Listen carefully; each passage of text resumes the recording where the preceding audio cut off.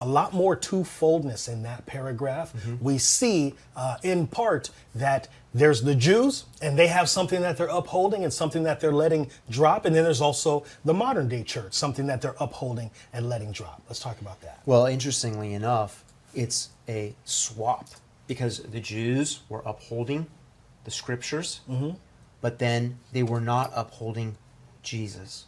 The Christ in person in front of them. The Word of God was upheld, lowercase w, and the Word of God, uppercase W, was dismissed. Yeah.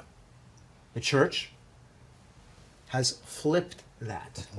Yeah. So the church is upholding the true Jesus, uppercase W, and dropping the lowercase w, which means that the church has not learned from the folly of Israel.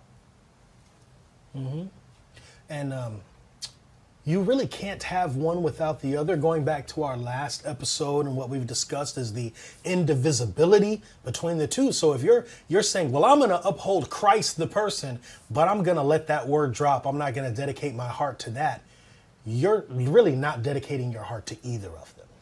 Right. When we receive any and every Bible and we're willing to stamp that as the Holy Bible, there's a schizophrenia that's actually going on.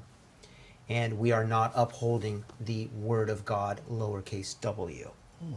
And what we've done is we have, at that point, severed life, and we've made, in our own subjective way, in our own subjective experience, we've made Christ versus the Bible. Now that's what the Jews did.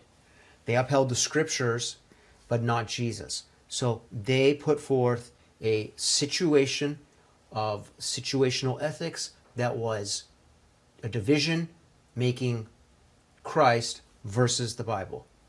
Now, the church, though they've switched which one they're upholding and which one they're dismissing, has done the exact same thing, reducing the matter to the situational ethic of Christ versus the Bible again.